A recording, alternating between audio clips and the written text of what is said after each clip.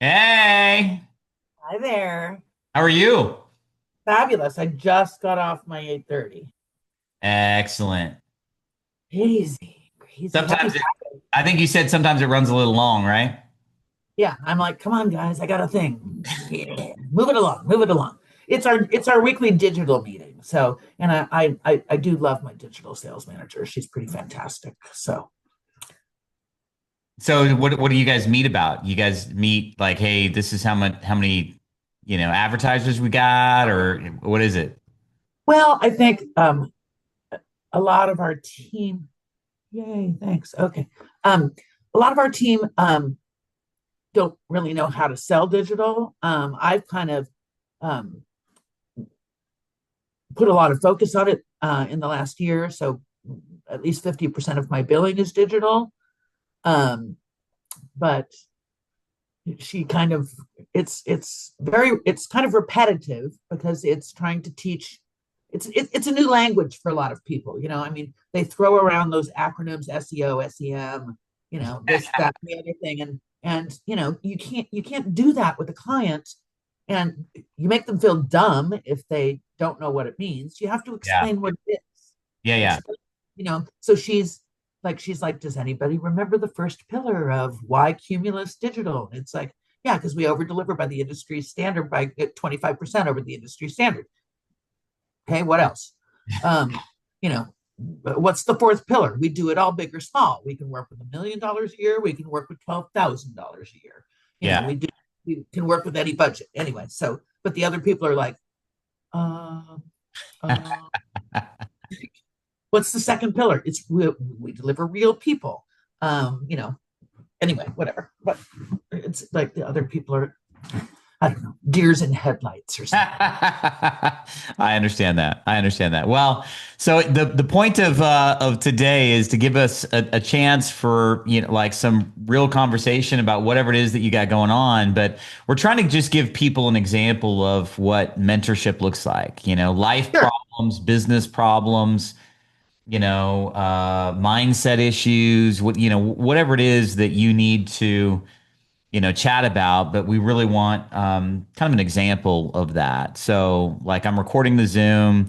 I've got the audio professionally being recorded now. And so we'll be able to either use like a waveform if you don't want to, like let's say you want it to be anonymous or whatever, we can just put you as Missy and a last initial or whatever. But however you're comfortable with us, using the content. But that's what I'm trying to do is come up with some real examples. And I got like 5 or 6 people that I'm gonna do that with. So there's gonna be multiple different variations of them. So no pressure, no big deal. Nothing's live, so we're not. We can re-say it, redo it, whatever you need me to do. You got it. Cool. So Where where do do you you, where do you uh, want to start? the exact question I was going to say. Well, what do you go? What if you were going to work with me, professionally? What questions are you struggling with? What life situations? We talked a little bit about business. Maybe it's about business. Whatever else. Like you lead the conversation based on what your situations are. Okay. So I'm a commission salesperson. I'm in media sales. And I was listening to the radio and I happened to hear your show, the Graybeard Show.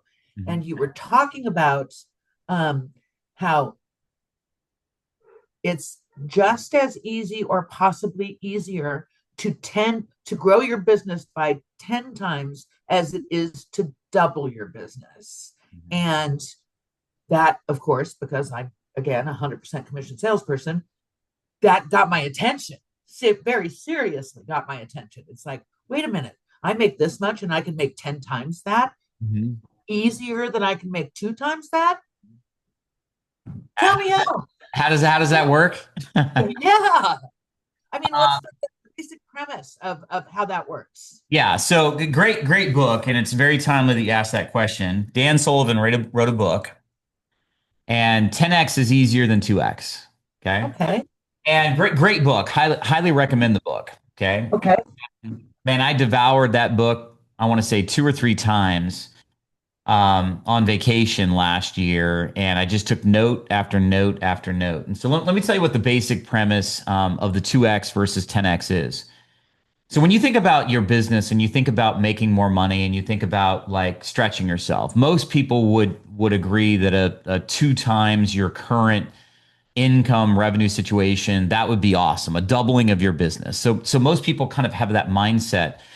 What that engenders though in practice is that if you're going to pursue that, think of it this way, more than likely 80% of your day-to-day life would be the same. You're either just going to work harder, pursue something a little more strategically. In other words, it's an incremental type of approach that mostly keeps everything that you've got going on right now the same. It's just you're going to do a little bit more of it to try to get over that edge to grow it that way. And so the challenge with that is that again, probably 80% of what you do on a normal basis is going to be the same. Now contrast that a little differently with something like this. If I was going to 10x my business, would you agree that pretty much the approach that you have right now would have to completely change? There's no way that you could stay in the same posture, doing the same things that you're doing every single day that you're doing now and achieve that. You have to almost rethink everything that you were doing. If I'm Sure. going to 10x my business, it's such a big goal, such a massive thought process. You immediately have to take and kind of clear the decks, clear your desk, and go, okay, what is not serving me right now? The first thing that we'd recommend that you're doing is what am I spending time on that anybody else could do other than me? Okay. So the first prioritization is, what are you doing right now that you could leverage others or other people could do, let's say 80% as well as you?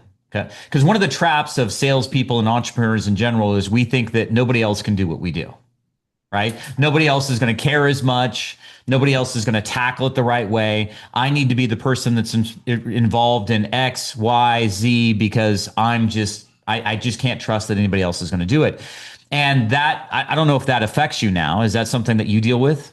Well, here's the thing. I wish we could tell the CEO of our company or our market managers and regional managers this because they have cut so much out of our corporate structure that, like, we used to have a business manager who would call your clients and run their credit card and collect. And we had a copywriter who would write copy. I had an assistant who would put a proposal together. All of those positions have been eliminated. So Okay. I do have to wear so many hats now. Okay. And at in my situation, we have a very, very small sales staff. And so my manager has empowered my promotion director and my assistant to sell as well. And she's given them accounts. So now they have too much to do. Okay. And it's mind boggling. So I know. the resources for leverage, in other words, Yeah, you had dedicated human capital that you could leverage to help you, right. right? And my presumption is that with that human capital that you could leverage, that it freed up more of your time. And so, in essence, what you're talking about is you're now doing things that you didn't have to do that now take time for you to find new clients, prospect, do those types of things. Is that kind of what I'm hearing? Yes, yes. And then I also have a manager who wants me in the office 3 days a week. And my gig, in my opinion, is getting out and getting to know people. And when I get to know people, because I like people and I like to get to know people and people are fun and it's kind of why I got into the business. I'm like, God, I make friends for a living. That's so cool. Um, and then people want to do business with you, but I have a manager who is a little controlling, and she wants me in the office Monday, Wednesday, and Thursday so that she knows where I am. And it's like, Debbie, you're stifling me from doing better. Uh, Yeah. you know what I mean? So, and I'm a little bit of a people pleaser as well. And but I am, I don't know, this year I've my gumption is getting better. Maybe it's age. Yeah. Um, like I had a client that wasn't doing business with me this year, and and I consider him and his entire family dear friends. I mean, when we tell each other we love each other, and but he's not doing business with me. And he invited me to the they call it the marketing manager's holiday party, and I declined. And he was horrified. Um, and he's like, why don't you want to? I always use his accent. He's Israeli. Why don't you want to come to my party, Missy? And it's like, well, Avner, I don't want to sit in a room with all of my peers when they're all making money and buying things. You know, you're buying things from them, and they're all going to look at me like, poor pity Missy doesn't get any money out of Avner. You know, I go, I was there last year and I felt embarrassed. Mm. So I went and met with him on Wednesday, and guess what? He bought something, so I'd come to the damn party. Here's Well, here, here, here's another book I would recommend to you. It's called Unlocking Unlimited Lead Flow. yeah. It's by a guy named Rich Harshaw. Um, and it's very focused on contractors. Okay. Um, and it's taking your business from a million to 10 million. So Well, let me get back to your example because so here's the thing that I would say that it sounds like you had some resources that were taken from you, but here's what I think is the opportunity for you. We live in right now one of the most advanced ages that has ever existed for us to be able to leverage artificial intelligence, the world. So, for example, I did a show that's going to air this weekend on AI. yeah, on AI and how people Can't are wait. not using AI and, for example, virtual assistants in other markets and other areas to address strategic, opportunities to free up time. So let me take back what you said. I need a copywriter. I need somebody to do this. I need somebody to do that. I would imagine that because you're commission based, when you're selling, that you make far more than let's say the $8 to $10 an hour that you could be paying a virtual assistant to do some of those things for you. Now, you might go, well, why would I have to pay that? Well, what you're trying to do is leverage your time. The impediment that you've got right now is you're being pulled in 10 different directions, feeling like Gumby with all of the things that you've got to do now that you used to not to have to do because you had people to serve you.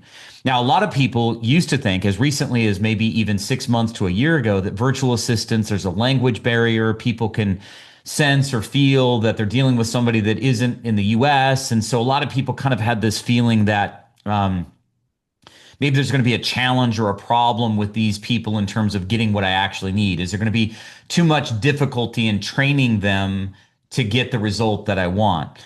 Here's the opportunity that I think is presented now is many of these virtual assistants that you can hire for as little as $8 an hour, as an example, $10 an hour. They're now starting to use AI to help them write the copy, for example, I have a realtor that's using a virtual assistant that is using AI to help him do the listings. He's completely shed that off his schedule.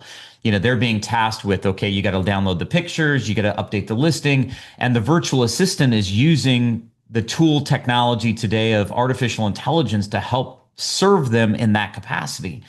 A lot of people look at AI and they think, okay, yeah, I'm familiar with ChatGPT, but they don't go 10 layers deeper. Have you programmed your ChatGPT to look, act, and sound like you? Have you given it a board of directors? Have you tasked it with how to answer the questions that you're asking? When you do a prompt, are you encouraging it to act as if you're a world-class, world-renowned sales expert that has driven 3 million of business a year consistently? This is your tool set. This is your task.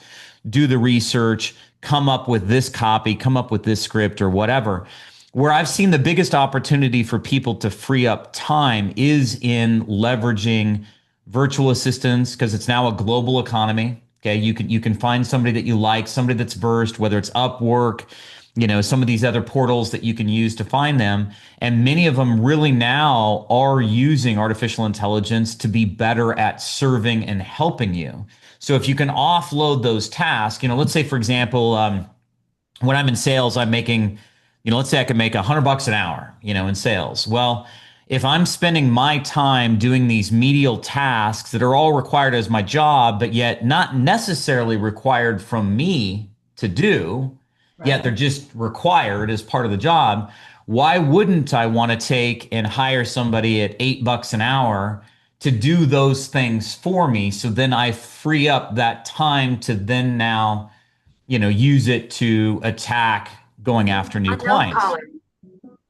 Sorry, Yeah, spam. no worries. My favorite person. Bye, spam.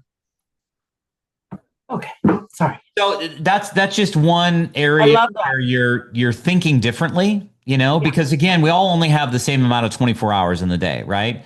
right, Some people I think one of the biggest challenges is people get reticent to spend money because they already feel kind of stretched. I don't know if I want to hire somebody. I don't know if I want to spend that money. And obviously hiring somebody at $25 an hour in today's economy, that's a challenge. That's a commitment. That's a heavy weight to bear, right? right, But when you're hiring somebody at $8 an hour, where it is the structure is temporary, where you don't really have to account for Medicare, disability insurance, all those other things, and you're right, just seeing that person with a task that they are capable of doing, especially if with their background or with the help of artificial intelligence. Now you're freeing up that time. But bigger than that, I think you have to shift. If you're going to 10x your business, like what way could I even begin to do that? It's such a lofty goal. You almost have to completely think totally outside of the box of what's normal, and the examples that you've seen in business, and come at it from a completely different place. How do you leverage AI to help you in that task? How do you leverage the ability for research to be done to know what businesses that you might be able to call? How do you automate emails or call systems or things like that to be able to attack the strategy that you're trying to employ using technology today? Because the challenge is that we all get kind of sedentary into habits and behaviors, and some of that new stuff doesn't necessarily, it feels like climbing Mount Everest to try to adopt it or figure it out or whatever. And I think the boogeyman under the bed is much bigger in people's minds than in actuality, if they really kind of put forth the effort to try to learn some of those skill sets that could help you leverage your time back. right. Well, Graybeard, I have to tell you this. Just hearing you say it's easier to 10x your business, or it's as easy to 10x your business than it is to double your business, opened my mind and made me that one show. I didn't need you to mentor me. Just listening to the show, there was a click in my brain, and I thought, you know what I need to do? I need to go after whales. I need to go after bigger accounts. I have one radio station. We have 400 radio stations across the country, but I have one radio station in Los Angeles, and we are not rated by Nielsen. So they did away with Nielsen because it was too expensive 2 years ago, and that makes it almost impossible for me to get any business from advertising agencies Mm, because they want to see your ratings. They buy points, mm. and I don't have any points because I don't have any ratings. Um, but just listening to that show last week, I thought, you know what? I'm going to circle back because I have great relationships at agencies. I've been in this business for 30 years. I have, you know, really good friends that work in the business. We have one of the best digital platforms, Cumulus Media does, in the country. And and um, I'm circling back to all of them and saying everybody has a digital department. Most big agencies do, but you know what? I'm going to utilize my relationship and the power of our product and circle back to everybody. I started this week saying I don't want to talk to you about KABC. I don't want to talk to you about Westwood One radio networks, although I'm having some success there as well. Um, I want to talk to you about digital and what Cumulus Media, our digital department, does that outperforms the industry by 25%. And I give me an opportunity to at least pitch it to you because I haven't spoken with them about it. You So know let what I mean? me, yeah, let me go back to something that you said though, because Yeah, I want to touch on a couple things. So number one, you said they got rid of Nielsen, and because they got rid of Nielsen, ad agencies, whatever, they're not gonna buy it. My first my first reaction to that is, um, that's a disadvantage. It's an excuse for somebody to use against you as to why they're not going to do that business. And the more that we internalize that, so if you believe that that puts you at a disadvantage, okay, Mhm. and you're going to internalize it a lot more, right? So the first thing that I would say is how do you, what I love in sales is taking somebody's steadfast objection and turning it into my opportunity to close them. I'm going to flip it on its head. Now, and you lead with it. Listen, if you're wanting the Nielsen ratings, here's what I'm going to tell you. We stopped doing Nielsen a couple of years ago, but here's what I can prove to you. I would use AI to help you come up with an argument, a compelling argument that you could use against that and then show them. I'm sure you have whale clients already. You could ask those whale clients, listen, we don't have Nielsen. What mattered to you? What were the results? And they might go, hey, listen, the proof is in the pudding. I get leads. I'm getting response. I'm getting information. And so the more secondhand or third party information that you could convey, I sit at and go, okay, do you really think one of the largest radio stations in LA isn't going to get traction, or that you're not going to get leads, or that you're not going to get X? And maybe you come up with some sort of plan. Try me. I'll put my money where my mouth is. Let's do this. Let bet on me. I'm confident I can get you the business that you need, but let's try it. Maybe it's a limited engagement. Maybe it's, again, how do you, instead of just letting them own that objection and it almost becomes a deal killer, how do you flip it on its head to make it the advantage that you're going to lead with? You're going to start right out of the gate and you're going to lead with it, and you're going to tackle it right off the get-go. And here are the 3, 4 different answers that I have as to why you should do business with me. I love that. Because too Hold often it. we own the objection that our clients give us. And the more you believe it, the harder it is to assuage or overcome or address or whatever. I would strategically come at that, from a different way. It's a problem that you need to solve. How do I articulate it in a way that's compelling? And how do I take that? And, I think you should, before somebody raises it, you should offer it. Now, some people have expressed X, Y, or Z because of Nielsen's. I can't give you your CPM. I can't give you this or that, but here's what I can give you. I'm one driven woman. I care about my clients. And I think the more endorsements you get from your existing clients, because, as one that advertises on your radio station, the one thing I think that is super compelling after working with hundreds of different people in the space is I've never met anybody that cares as much as you do. Thank you. But I do I know. care. I know. But that needs to be a message that people that don't know you hear, Right. right? Because if they don't Right. know you, they don't know that yet. Right. Because I've been Right. on other stations that have great ratings, whatever, and it's like just a nightmare to work with the people. Things change all the time. Whatever the situation is. But like when I've got somebody that I know cares about me, cares about the business, cares about what I'm doing, that matters a lot. So step number one, figure out a way to answer that objection. If you go after those whales, have a compelling answer to that situation because you're already expecting it. But I Got think it. the No, whales is one thing, but like is I'm imagining to 10x your business, you have to do something that nobody else has done. Does the company give you information on the top people in your job throughout the whole country? Is there a list of 5 or 10? The first thing that I would do is, okay, what's common amongst these 5 or 10 heavy hitters, got the national accounts, the biggest people out there? What are they doing? Okay. And then what can I do that's completely different than them that positions me favorably using the resources and the technology that are available today? great advice. Great advice. I can get one of those people on the phone in our San Francisco cluster.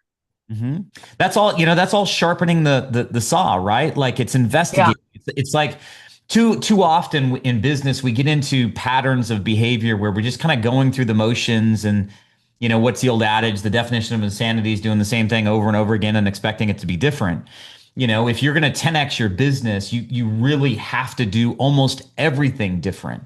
It's almost like the brand new you coming into the business, creative with the experience that you have, but thinking about it completely different. How do I achieve this in a meaningful way that allows me to to accomplish this goal, it would have to be versus 2x. Most people just think I'm just going to do more. I'm going to work harder. I'm going to come in earlier. I'm going to get a couple of extra accounts. But most of what you're doing is mostly the same. You're just tweaking a few things to see if you can get some leverage. And if you get some leverage, then you're stepping on the gas, usually time wise, to do it even more. But that's not 10xing. And let's say, for example, you have a lofty goal of 10x, but you only 3x the business. That's a That's hell of a lot better. That's a hell of a lot better than, 2x, right? right. Yeah. Yeah. Yeah. Yeah. I would not, it would not hurt me to 3x my business. Yeah. So Yeah. Yeah. Yeah. So, I mean, there's a lot more that we could go into, but I hope I'm helping to kind of stretch your mindset on 100%. how that is different and how you have to think differently if you're going to try to tackle that. Yep. You have it. I'm clinging on every word. Great All beard. right. Well, other questions that arise out of that, or in the same vein or differently. Well, just so you know, I do use Copilot. Internally, they blocked Chat GPT on our computers. We all have to use Copilot. And I am using it and we also have another product called Spec AI for writing commercials. And I always go in and tweak them. I don't let them be as is, but it is certainly a 100% better place to start than trying to write a 60-second commercial starting with a blank page Yes. when it's not your business. It's Yeah. somebody else's business. Yeah. So Like, for now, example, are you using AI technology to help sort your email, to then pre-draft emails that you need to that you need to send out? Are like, how do we yep, leverage all of it to free up more time for you to think? Because 10xing your business is going to require you having some time to actually think about how to strategically attack that, you know? right, right. So hopefully you've got those types of tools in there too. Yes, we do. Absolutely. Although I think my boss uses them too much, and well, because I always want to reply to her emails and go AI much. I mean, it's that it doesn't. It has none of her flavor, Yeah. and I think I think your flavor has to be in there. But with Copilot, it does get to know you, Yeah. and it if you go in and tweak things while you're in there, then it kind of starts to understand your language, which is really creepy but really cool. Um, but and I'm doing that, and it does help. It does free some time. I have a Hollywood suit client that just um, um, emailed me this morning and said, "Can you have them put together a holiday spot for me and have somebody read it? It's an endorsement, so have them read it very enthusiastically and very casual because the guy that I have him doing the endorsement with doesn't know how to do that. He has to have a script and he reads it word for word and he sounds very canned. So I'm going to have to fire him from the account and give it to his sidekick who knows how to do a live read and knows how to go like, oh, I lost 50 pounds and now I have to get a bunch of new clothes, so I'm going to Hollywood Suits this weekend and blah blah blah blah, blah. He I was driving on the freeway and I saw somebody crash into the car in front of him. We were only going 5 miles an hour on the 405 because they were on their phone. You need to, if that happens to you, you need to call my personal injury attorney friend. He customizes every commercial he does, unlike his partner who can only read a script. And his partner now, with I'm firing him from this account, now has zero endorsement. And So here's the thing. AI is going to replace both of those. right, There's AI right now that you can task female, male voice, encouraging. You can give it that script, you can feed it in there, and it will read off exactly with the tone, inflection, and everything that you're doing right now. And I don't know if you have to use those people, but if you use that AI app, and it's one I talk about, it's just escaping me right now in terms of the actual name of it. But if you use that, you could have that done in 5 minutes. We can't. We've tried, and our programming departments will not let us run AI voices on the radio stations. Interesting. Interesting. So That'll it's that'll change with time. right. But right now, they want it to sound live and local, and they want to use our personalities, and if not our personalities, then our production personalities, so that the voices are familiar to the listeners. Anyway, it's Yeah. Okay. that's the typical sales versus programming argument that I've been dealing with for my entire career. Yeah. So yeah, they're like, nope. Oh, my boss produced 5 commercials for a client, all with AI voices. And she turned them into production and they go, that's AI. And she's like, yeah. And they're like, we can't run it. It's like, why? We don't do that. It's like, oh, why? We don't do It's like, that. We don't do that for now. right, That's, right, that's exactly. going to change. We don't do that for now. Right. Well, other questions that you have? Um, I feel like that's kind of it for now. Okay. I hope that's okay. Yeah. But No I, problem. I, um, but I would be happy to chat again. I will. I know, for me, I say this to everybody. When we have our first conversation about something like we're having right now about growing my business, it's really important for me to sleep on it, Mhm. um, because when I do, I have middle of the night aha moments I've had on those. a I've had a few of those. on a regular basis. It's like, ooh, I forgot to do this, or oh, I should do that, and it's always about 4 o'clock in the morning. Um, and then I go back to sleep, but it stays with me because I don't get up at 4 in the morning. Um, anyway, but I like to sleep on it, and if let me sleep on it, and I will probably have some more questions. Available anytime, Missy. Anytime. I And appreciate you what jumping on it. what anytime, Graybeard, anytime, and um, TGS, the Graybeard Show, Mhm. um, as the guys call it, work, which I love, and they call you Graybeard, and I love that too. Um, yeah, I think TGS is going to be a huge success for you. Well, I hope so. I'm trying, man. I'm trying. So, well, I know you got, and I do care, and that's why I call and ask how things are going. And I love that you're trying to show in San Francisco this weekend. Mhm.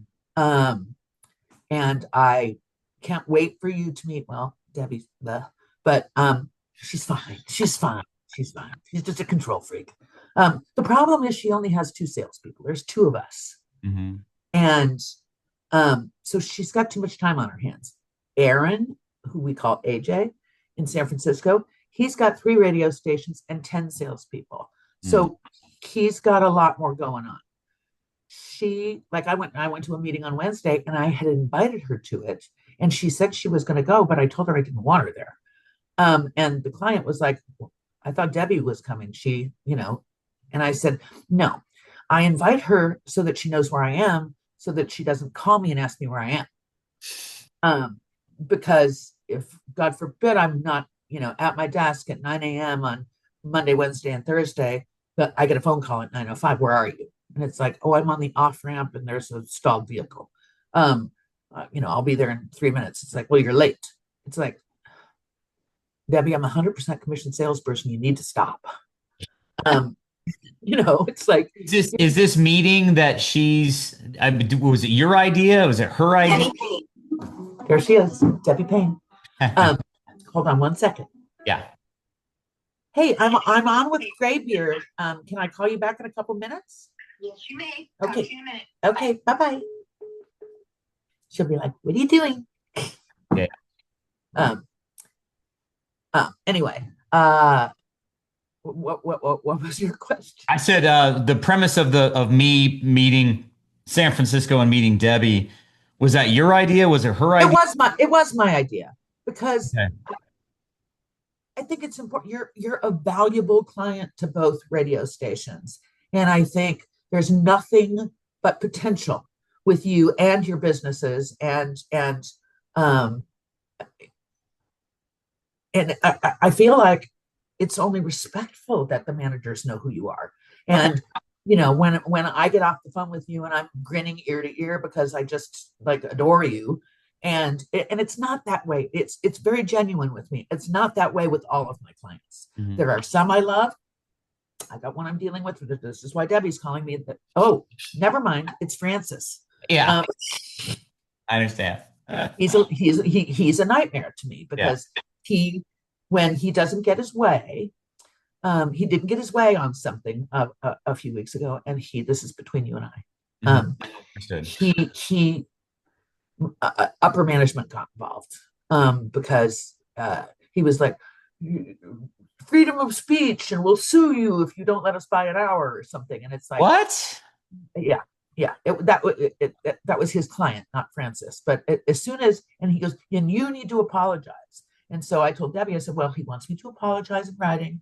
And she was like, hold on, let me get Larry involved. And Larry's like, Missy doesn't apologize in writing for anything. You know what I mean? No.